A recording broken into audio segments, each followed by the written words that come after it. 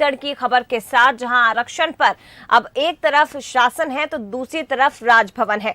आपको बता दें कि राज्यपाल अनुसुईया उइके, जिन्होंने 2 टूक कह दिया है आरक्षण पर, सवालों के जवाब मिलने के बाद ही विचार करके मैं विधेयक पर हस्ताक्षर करूंगी। संशोधन विधेयक को लेकर राज्यपाल ने सरकार से 10 सवाल पूछे थे और उसका जवाब देते हुए मुख्यमंत्री भूपेश बघेल की ओर से कहा गया था कि हम हस्ताक्षर कर देंगे, लेकिन क्या विभाग विधानसभा से बड़े हो गए हैं? क्योंकि विभागों से सवाल पूछे गए थे। ऐसे में राजभवन और एक तरफ शासन, ये दोनों तरफ से अब आर पार की लड़ाई छत्तीसगढ़ में देखने को मिल रही है। लेकिन दूसरी तरफ राज्यपाल अनुसुईया उइके, जिन्होंने 2 टूक कह दिया है कि सवालों के जवाब मिले उसके बाद ही मैं विचार करूंगी इस विधेयक पर हस्ताक्षर को लेकर। वहीं दूसरी तरफ सर्वआदिवासी समाज भी, जो लगातार हस्ताक्षर करने की मांग कर रहा है, आक्रोशित है।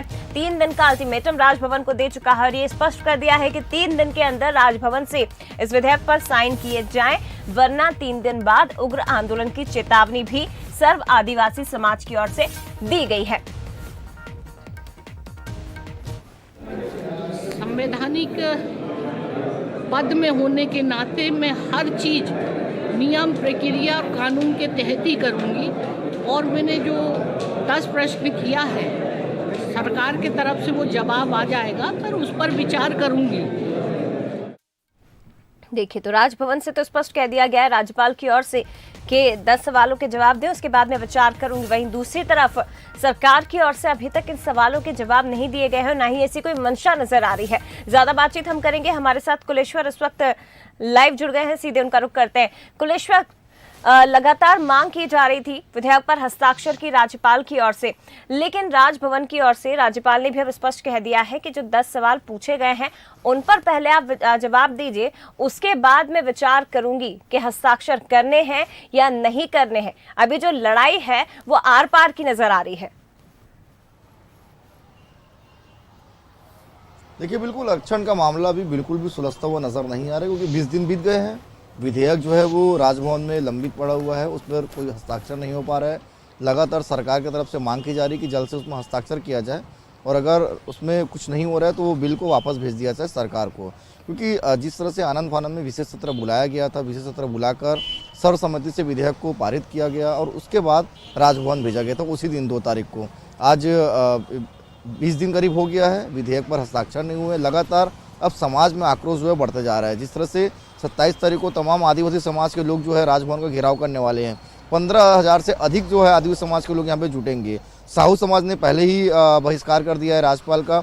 तो कुल मिलाकर अब आरक्षण की जो आग है वो लगातार बढ़ती हुई नजर आ रही है, क्योंकि निश्चित तौर पर जो आरक्षण कम हुआ है सबसे ज़्यादा उसमें नुकसान जो है आदिवासी समाज का है। 32 से सीधा वो 20 पर आ गए हैं और अभी जो नया संशोधन विधेयक लाया गया है, निश्चित तौर पर उम्मीद था कि अगर इसमें जल्द हस्ताक्षर हो जाता है तो सभी प्रक्रिया फिर से शुरू हो जाएगी, क्योंकि आरक्षण विधेयक अटकने के कारण जो है ना भर्तियां हो रही है, ना नई भर्तियां निकल रही है और जिसका हो चुका था उसका भी आगे प्रक्रिया आगे नहीं बढ़ी। तो कुल मिलाकर हर एक वर्ग जो है इससे আহিत है। तो कहीं ना कहीं आरक्षण विधेयक पर जिस तरह से भी राज्यपाल का बयान है, उन्होंने साफ कहा है कि मैंने जो 10 प्रश्न सरकार को भेजा है, जब तक उसका जवाब नहीं आएगा मैं इसमें विचार नहीं कर सकती। जब सवाल का जवाब आ जाएगा तभी इसमें विचार करूंगी। और सरकार की मंशा भी लग नहीं रही है कि वो सवाल का जवाब भेजेंगे, क्योंकि सीएम भूपेश बघेल ने पहले ही स्पष्ट कर दिया है कि विधानसभा से बड़ा विभाग नहीं होता। जब विधानसभा से सर्वसम्मति से विधेयक जब पारित हो गया तो फिर राज्यपाल हस्ताक्षर क्यों नहीं कर रही है? पहले उन्होंने खुद कहा था कि मैं हस्ताक्षर करूंगी, लेकिन अब आखिर क्या हो गया? सीधे तौर पर बीजेपी को बताया जा रहा है कि बीजेपी के दबाव पर हस्ताक्षर नहीं करें। तो कुल मिलाकर इसको लेकर जो है भी सियासत थमने वाला नहीं है। जब तक बिल अटका रहेगा तब तक सियासी बयानबाजी सामने आते रहे। बिल्कुल, और देखिए इस बिल के अटकने के बाद लगातार राजभवन भी निशाने पर है। कई तरह के आरोप राज्यपाल पर कांग्रेस की ओर से लगाए जा रहे हैं, संवैधानिक पद के दुरुपयोग के, तो कहीं बीजेपी के कठपुतली के रूप में काम करने के, इस तरह के आरोप लगाए जा रहे हैं। बने रहिएगा कुलेश्वर, ज्यादा चर्चा हम करेंगे। 2 राजनीतिक मेहमान हमारे साथ इस वक्त जुड़ गए हैं। देवलाल ठाकुर जी बीजेपी नेता, इसके साथ ही शशि भगत कांग्रेस नेता हमारे साथ फोन लाइन पर जुड़ गए हैं। आप दोनों का ही बहुत स्वागत है सर। शशि भगत जी, सबसे पहले मैं आपके पास ही आना चाहूंगी।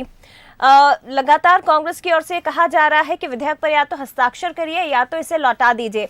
अब राज्यपाल की ओर से 2 टूक स्पष्ट शब्दों में कह दिया गया है कि जो विधि विशेषज्ञों से सलाह के बाद 10 सवाल भेजे गए हैं, पहले आप उस पर जवाब दीजिए, उसके बाद विचार करूंगी कि हस्ताक्षर करने हैं या नहीं करने हैं। शशि भगत जी। महामहिम राज्यपाल महोदया भारतीय जनता पार्टी के नेताओं की भाषा बोल रही हैं। उनने पहले ये कहा था कि आदिवासियों के हितों के लिए विशेष सत्र बुलाया जाए। विशेष सत्र में जब प्रस्ताव पारित हो गया, विधेयक महामहिम राज्यपाल महोदया के यहाँ पहुंच गया, तो उन्हें तत्काल या फिर उस पर दस्तखत कर दे या फिर मूल प्रति आपत्ति लगा के उसको मूल प्रति को विधेयक को सदन को वापस कर देना चाहिए, ताकि उस पर आगे की कार्रवाई की जा सके। संविधान के अंदर जो प्रावधान है उसके अनुसार जैसे एक बार वापस कर देती है और उसको फिर से विधेयक में कुछ आवश्यक संशोधन करके राज्यपाल महोदया के पास भेजा जाता है, तो उसमें दस्तखत करने की बाध्यता होगी। और इसी बाध्यता से बचने का ये तरीका निकाल दिए हैं। नहीं शशि भगत जी, लेकिन राजभवन की ओर से तो यही कहा जा रहा है ना कि जो सवाल पूछे आप उसका जवाब दे दीजिए। 10 सवाल पूछे गए हैं विधि विशेषज्ञों की सलाह से कि यदि कोई भी वर्ग इसी बीच में कोर्ट चला जाता है तो फिर आगे क्या कदम उठाए जाएंगे। सरकार की ओर से क्यों नहीं सवालों के जवाब दिए जा रहे हैं? सवाल के जवाब देने के लिए तो तैयार हैं। और माननीय मुख्यमंत्री श्री भूपेश बघेल जी ने भी ये कहा कि राज्यपाल महोदया ने कहा है तो जरूर इस बात का जवाब उस पर दिया जाएगा। लेकिन मैं ये कहता हूँ संविधान के अनुरूप कि उसको मूल प्रति के साथ वापस कर देना चाहिए। उसमें जो भी संशोधन हो और जो भी आपत्तियां हो उसका निराकरण करके संसद के सदन के मार्फत उसको फिर भेजा जाएगा पास करके। अब ये तो वहाँ ये स्थिति बन गई, डिपार्टमेंट को चिट्ठी पत्री कर रहे हैं। ये एक संवैधानिक पद की गरिमा बोलते हैं, उसको छीन कर रही कांग्रेस। लेकिन मैं ये कहता हूँ संवैधानिक जो पद की गरिमा है उसको राजभवन छीन कर रहा है। छत्तीसगढ़ की जनता, आदिवासी जनता हो या पिछड़ी जनता हो या फिर सवर्ण लोग हो, सारे लोग इस भर्ती की रुके हुए कारण से बहुत परेशान हैं, बेजार हैं, अपमानित महसूस कर रहे हैं। जबकि महामहिम राज्यपाल महोदया का दायित्व तो ये होता है कि आदिवासियों को, ओबीसी को संरक्षित करे। ठीक है, जवाब ले लेते हैं। शशि भगत जी बने रहेगा। देवलाल ठाकुर जी हमारे साथ फोन लाइन पर जुड़े हैं। देवलाल जी स्वागत है आपका। और बीजेपी लगातार कांग्रेस पर आरक्षण विधेयक को लेकर हमलावर रही है। कई तरह के सवाल भी बीजेपी की ओर से खड़े किए गए हैं। अभी सवाल यहाँ पर ये उठता है कि एक तरफ कांग्रेस की ओर से ये मांग की जा रही है कि या तो हस्ताक्षर हो या तो विधेयक वापस किया जाए। वहीं दूसरी तरफ राज्यपाल की ओर से स्पष्ट कर दिया गया है कि जवाब मिलने चाहिए, जो तमाम सवाल पूछे जा रहे हैं उनके जवाब मिलने चाहिए। और दूसरी तरफ कांग्रेस की ओर से बीजेपी पर भी, राजभवन पर भी कई तरह के आरोप लगे हैं कि बीजेपी की कठपुतली बनकर काम किया जा रहा है। संवैधानिक पद पर कई तरह के सवाल उठाए गए हैं। देखिए, भारतीय जनता पार्टी किसी को दबाव नहीं डाल रही है और भारतीय जनता पार्टी ने तो 32% आरक्षण आदिवासी समाज को दिया था और इसको नहीं बचा पाए कांग्रेस के लोग और अपनी नाकामी को समय पर पार्टी पर जी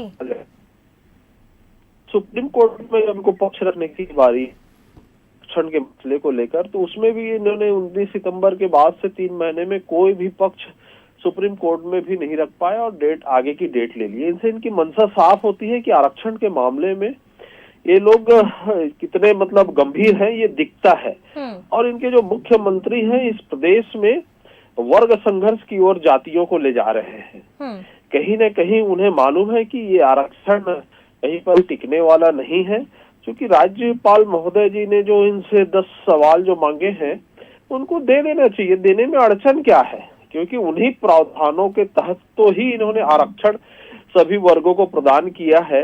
अगर आपके पास तथ्यात्मक जानकारी है तो उसको देने में कोई भी संकोच नहीं करना चाहिए, क्योंकि उसको तो सार्वजनिक आपको करना ही होगा। अगर आपके पास अगर तथ्यात्मक जानकारी नहीं है तो इसको ये तो कोर्ट में वैसे भी उड़ जाएगा। नहीं लेकिन देवलाल जी, लेकिन कांग्रेस ये कह रही है ना कि भाई राज्यपाल ने तो कहा था विशेष सत्र बुलाने के लिए, और विभाग कोई विधानसभा से बड़े थोड़ी है। राज्यपाल के कहने पर हमने विशेष सत्र बुलाया, विधेयक को पारित किया। अब जब हस्ताक्षर करने की बारी आ रही है तो फिर राज्यपाल हठधर्मिता दिखा रही है। ये भी मुख्यमंत्री की ओर से कहा गया। देखिए, राज्यपाल ने जो मैंने पेपर में अखबारों में पढ़ा वो आदिवासियों के आरक्षण के लिए कहा था, जो कॉन्स्टिट्यूशनल है, संविधान में वर्णित है। अनुसूचित जाति एवं जनजाति वर्ग के आरक्षण का जो मसला है वो संविधान में वर्णित है। उस पर कोई भी कोर्ट उस पर वो नहीं कर सकता। ठीक। लेकिन इनके साथ जब 58% मामले में कोर्ट ने स्टे दे दिया है, कोर्ट ने उसको खारिज कर दिया है। तो कैसे 76% आरक्षण दिया जा सकता है, इसको जानने के लिए ही मेरे ख्याल से उस समय क्या डॉक्टर रमन सिंह साहब ने ये उस समय क्यों उचित नहीं समझा कि महामहिम राज्यपाल से 58% आरक्षण देने के पहले सोच ले? तो उसको दिया जाना चाहिए। और हम लोगों ने तो हर वर्ग के आरक्षण के लिए इनके साथ खड़े हैं, अब ये लोग नहीं दिला पा रहे हैं, नाकामी है, तो अपनी नाकामी को स्वीकार करना चाहिए कांग्रेस को।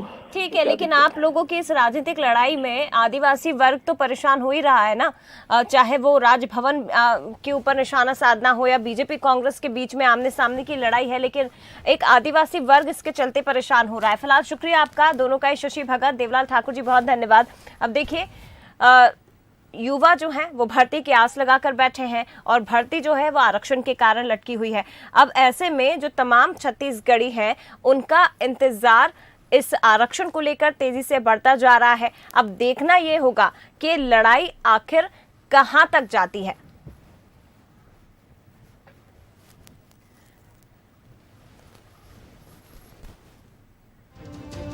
तो देखिए राजभवन के 10 सवाल क्या हैं वो भी जरा उन पर भी एक नजर डाल लेते हैं, जिन पर इस वक्त सियासत तेज हो गई है। इंदिरा साहनी केस में विशेष और बाध्यकारी परिस्थितियां कौन सी है? SC/ST का डाटा संग्रहित किया गया। हाईकोर्ट के आदेश के 2.5 महीने बाद कौन सी परिस्थितियां थी कि आरक्षण 50% बढ़ा दिया गया? SC/ST वर्ग को पिछड़ेपन के आकलन के लिए कौन सी कमेटी बनाई गई है? इसके साथ ही सवाल ये भी कि क्वांटिफाइबल डाटा आयोग की रिपोर्ट राजभवन में प्रस्तुत करें। दस्तावेज संशोधन में शासन के विधि एवं विधायी कार्य विभाग का क्या अभिमत है? सवाल ये भी है कि SC/ST के सदस्य राज्य की सेवाओं में क्या चयनित नहीं हो रहे हैं? तो ये वो 10 सवाल हैं जिन्हें राजभवन की ओर से तमाम विधि विशेषज्ञों की सलाह के बाद उठाया गया है और इन्हीं सवालों के जवाब अब राजभवन शासन से मांग रहा है।